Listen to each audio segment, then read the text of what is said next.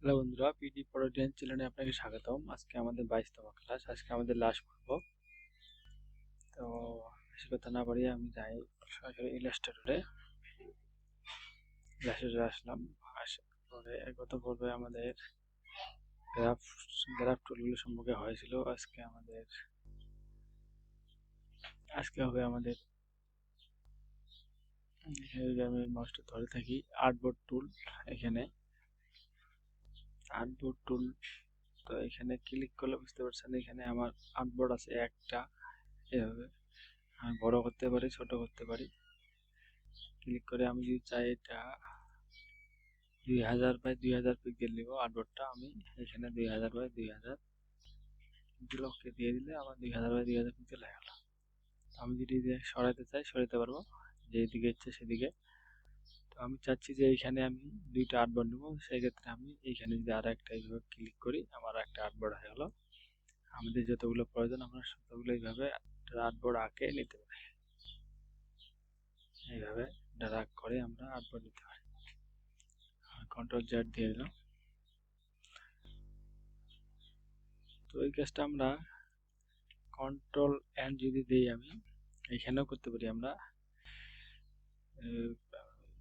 Pen নিলাম, pen নেওয়ার পরে এখানে আর্টবোর্ড এখানে আছে আমার আর্টবোর্ড। আমি যদি দুইটা আর্টবোর্ড যদি দিই, এখানে আমি 2000 বাই 2000 পিক্সেল নিলাম, 2000 বাই 2000 দুইটা আর্টবোর্ড দিলাম। মোড়ে ক্লিক করি, মোড়ে ক্লিক দেওয়ার পরে দেখেন আমার আর্টবোর্ড কি এদিক থেকে না উপর থেকে নিচে আসবে। আমি যদি এটা উপর থেকে নিচে যাই, ক্রিয়েট ডকুমেন্ট দিলাম, আর দেখেন আমার উপর থেকে নিচে দুইটা আর্টবোর্ড দিয়ে দিলাম। আমি কেটে দিলাম, কেটে দেওয়ার পরে আমি এভাবে আর্টবোর্ডে ক্লিক করে ডিলিট প্রেস করে ডিলিট করে দিলাম। আমার একটা আর্টবোর্ড দরকার, আমি একটা আর্টবোর্ড নিলাম। তো আমরা এইভাবে যদি অল্টার চাপে ধরে আর্টবোর্ডটা এইভাবে ড্র্যাগ করি, অল্টার চাপে ধরে দেখেন আমার আর্টবোর্ডটা দুই দিকে লম্বা করে সমানভাবে বেড়ে যাচ্ছে উইথ বরাবর। তো আমি এই কাজটা যদি এইখানে অল্টার চাপে ধরে ড্র্যাগ করি, দেখেন আমার মাউসটা, দেখেন আমার আর্টবোর্ডটা লম্বালম্বিভাবে দুই দিকে সমানভাবে বেড়ে যাচ্ছে। তো আমরা এইভাবে আর্টবোর্ড ছোট বড় করতে পারি। আমি এখানে দেখেন এক্স বরাবর আমি যদি এখানে প্লাস এভাবে যদি আমি ক্লিক করি, এক্স বরাবরের তো আমার যে এক্স বরাবর আমি 500 পিক্সেল সরাই দিয়ে যাচ্ছি, আমি ওকে দিলাম 500 পিক্সেল আমার সরে গেল। আমি ওয়াই বরাবর যদি 300 পিক্সেল দেই, তো 3000 পিক্সেল আমার নিচে আসা গেল। তো এগুলো আমাদের আর্টবোর্ডের কাজ। আর্টবোর্ড আমরা এভাবে নিতে পারি। আর্টবোর্ড দুইটা নিয়ে আমাদের যখন একটা কাজ দেখে থেকে অন্য একটা কাজ করব, তখন আমাদের তিনটা আর্টবোর্ডের প্রয়োজন পড়ে। আমি যদি এখানে কন্ট্রোল এন চাপ দিই, আমি যদি এখন বিজনেস কার্ডের জন্য আর্টবোর্ড নেই, বিজনেস কার্ড দিলাম, তারপরে দিলাম এটা ইঞ্চি দিয়ে দিলাম। আর্টবোর্ড আমার দুইটা লাগবে, দুইটা বা 10টা দিয়ে দিলাম, 10টা আর্টবোর্ড দিলাম। তারপরে যদি এখানে আমি দিই 3.5 বাই 2 ইঞ্চি, 3/5 বাই 2 ইঞ্চি, আর আমি বেলারে নিয়ে দিয়ে দিলাম 0.125। ওকে দেওয়ার পরে আমি যদি এটা সিলেকশন করি, এটা আমার হরিজন্টাল বরাবর যাবে। যদি সিলেকশন করি, এটা আমার গ্রিড 2 বাই রো বরাবর যাবে, এটা কলাম। আমি রো বরাবর দিলাম, আমি 10টা। আর আমি ফাঁকা রাখলাম স্পেসিংটা দিলাম 1 ইঞ্চি দিলাম। ক্রিয়েট ডকুমেন্ট দিলাম, দেখেন আমার 2 4 6 8 10 5টা ডকুমেন্ট এভাবে দিয়ে দিল বিজনেস কার্ডের জন্য। এভাবে আমরা ডকুমেন্ট সেট আপ করতে পারি। আমি সরাসরি আর্টবোর্ডের কাজ বর্তমানে এগুলাই। তো আমরা এরপরে যদি স্ল্যাশ টুলে যাই, স্ল্যাশ টুল করার জন্য আমি যদি কয়েকটা এখানে শেপ নেই,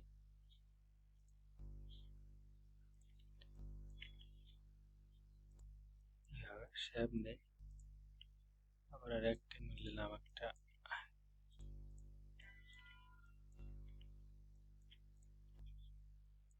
চারটা শেপ নিলাম। আমি চারটা শেপ নেওয়ার পরে আমি এটার কালার দিলাম আলাদা, এটা কালার দিলাম একটা আলাদা, এটা কালার আগে দিলাম আলাদা। আমি যদি এগুলো এখন স্লাইস করি, স্লাইস টুল দেই, এইভাবে আমি স্লাইস টুল দিলাম, তারপরে এটাতে এইভাবে দিলাম, এটাতে এইভাবে দিলাম, এটাতে এইভাবে দিলাম। আমি স্লাইস করে যদি এখন সেভ করি, কন্ট্রোল অল্টার শিফট এক্স যদি আমি চাপ দেই, কন্ট্রোল অল্টার শিফট এক্স,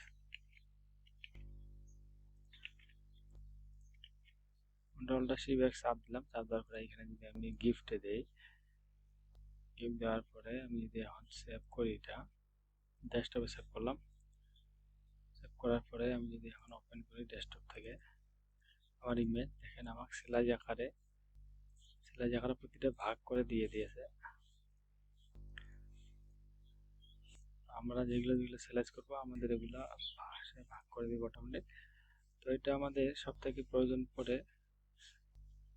তো এরপরে ওয়েব ডিজাইনের ক্ষেত্রে তো আমরা যদি সিলেকশন টুল, এটা সিলেকশন করে এটা স্ল্যাশটা আমি ডিলিট করে দিই, ডিলিট প্রেস বাটন ক্লিক দিই, ডিলিট হয়ে যাবে। এটা যদি সিলেকশন, এটা আমার ডিলিট হয়ে যাবে।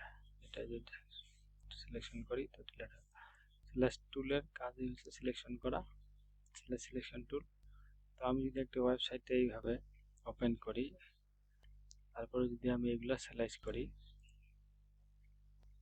এইভাবে যদি এইভাবে সিলেক্ট করি প্রতিটায়, এইভাবে আমাদের ডিজাইনের ক্ষেত্রে এগুলো লাগে, প্রতিটা স্লাইস করে কাটে কেটে দেখাইতে হয়। এইভাবে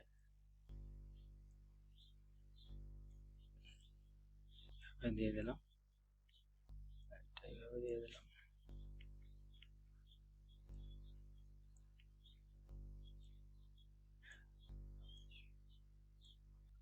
এভাবে সিলেক্ট করলাম। সিলেক্ট করার পরে যদি আমি সেভ করি, জেপিজি অথবা জেপিজি যেটা নিলেন সেটাই হবে। সেটা আমি ক্লিক করলাম। আমি যদি ডেস্কটপে সেভ করে রাখি, এখন যদি আমি স্লাইসে ক্লিক করি, দেখেন আমাকে প্রতিটা সেপারেট করে দিয়ে দিয়েছে অলরেডি স্লাইস। তো আমাদের স্লাইস টুলটা বেশিরভাগ ওয়েব ডিজাইনের ক্ষেত্রে লাগে স্লাইস করার জন্য। আমি এটা কাটে দিলাম। এরপরে যে টুলটা আছে আমাদের, এরপরে যে টুলটা আছে হ্যান্ড টুল। হ্যান্ড টুল মানে বুঝতে পারতেছেন, এইভাবে হ্যান্ড টুল মানে হাতের মতো একটা কিছু ব্যাপার। তো হ্যান্ড টুল যদি আমি একটা কালার দেই,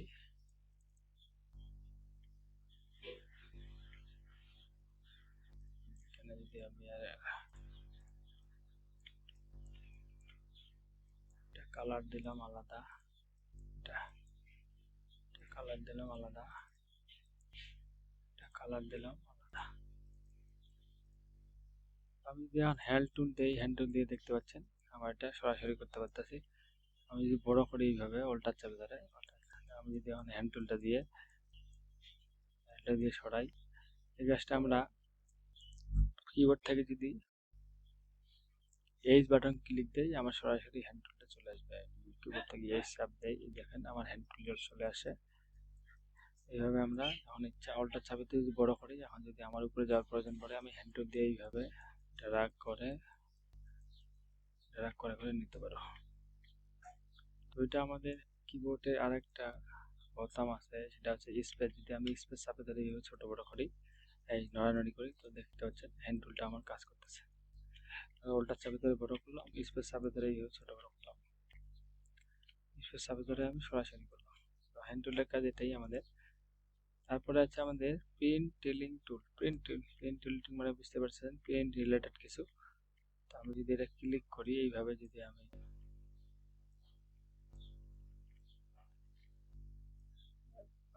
টুলটা আমার এইভাবে সিলেক্ট করা থাকলো, এইভাবে আমি তিনটার মাথা একটা করে নিলাম।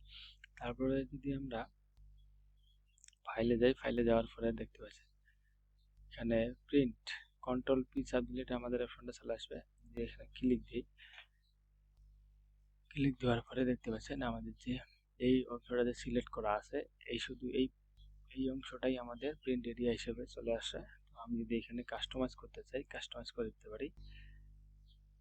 তো এখানে আমি দিলাম যে 1500 বাই 1500 1000, আমি যদি এখানে 500 দেই, 500 এখানে দিলাম 500,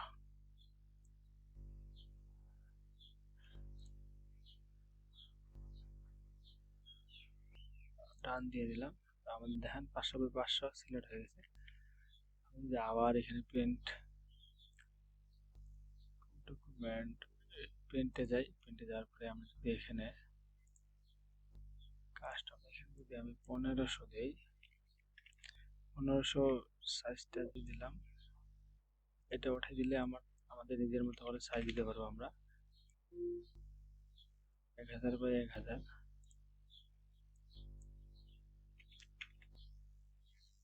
যদি আমি ডান দিয়ে দিই আমাদের এটা আরো কমে যাচ্ছে। তারপরে আমি এটা ক্লিক করলাম ফিট টু পেজ, আমি যদি ফিট টু পেজ দিই তাহলে আমার পেজের যে ফিট হিসেবে যে আছে প্রিন্টটা এটা আমার সেইভাবে প্রিন্ট করতে পারবো। তারপরে যে আমাদের আছে title full page, full page আমাদের প্রিভিউ করতেছে, সেখানে আমরা ফুল পেজটা প্রিন্ট দিতে পারি। তারপরে আমরা যদি টাইল ইমেজ অ্যাক্সেস দিই ওটাও পরে সেম টু সেম। এখানে যদি আমরা 1 থেকে 20টা পেজ র্যাঙ্ক করতে চাই সেক্ষেত্রে হতে পারে। আমি এটা 0 দিলাম, উঠাই দিলাম এটা। আমি যদি এখান থেকে কাস্টম দিই, কাস্টম দেওয়ার পরে এটা আমি যদি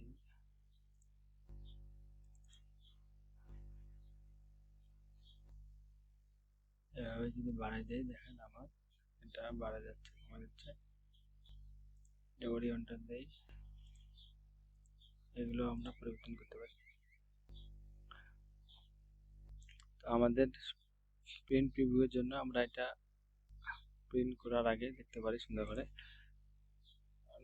ক্যান্সেল দিয়ে দিলাম, সব সিলেক্ট করে ডিলিট। এরপরে আমাদের যেটা টুলস আছে দেখলাম, এরপরে আমাদের খুব সোজা টুল আছে জুম টুল। ডকুমেন্ট এভাবে নিয়ে কালার দিলাম।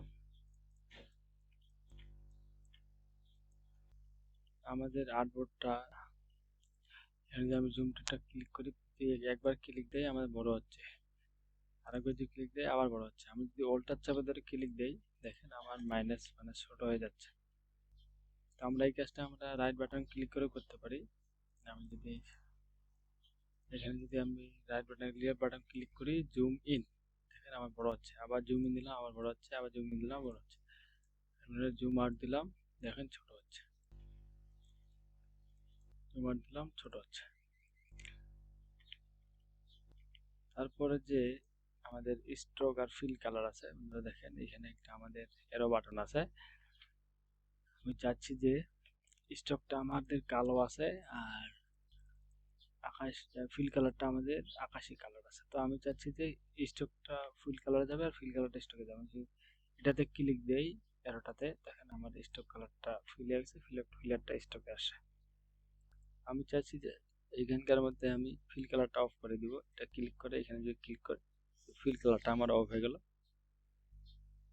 কন্ট্রোল জেড দিলাম। তো আমি যখন যদি চাই যে আমি স্ট্রোকের কালারটা অফ করে দিব, সেক্ষেত্রে আমার এইখানে ক্লিক দিয়ে একবার, তারপরে এখানে যদি চাপ দিই আমি নন করে দিই, তা আমার স্ট্রোক কালারটা অফ হয়ে গেল। এখন যদি আমি চাই এটা গ্রেডিয়েন্ট ব্যবহার করবো, এখানে গ্রেডিয়েন্ট আমরা দিতে পারি। আসলে এই স্ট্রোক কালারটা বন্ধ করে দেবো, ফিল কালারে আসে গ্রেডিয়েন্ট দিয়ে দেবো, গ্রেডিয়েন্ট দিয়ে দিতে পারি। তো আমাদের টুলের কাজ প্রায় শেষ বন্ধুরা, সবাই আশা করি সবাই বুঝতে পারছেন। তো এরপরে আমরা নতুন নতুন ভিডিও দেখবো, ডিজাইন শিখবো কিভাবে লোগো ডিজাইন করি, অন্যান্য ডিজাইনগুলো। আমাদের আজকে থেকে টুলসের কাজ প্রায় শেষ হয়ে গেল বন্ধুরা, সবাই ভালো থাকবেন সুস্থ থাকবেন, দেখা হচ্ছে নেক্সট ক্লাসে।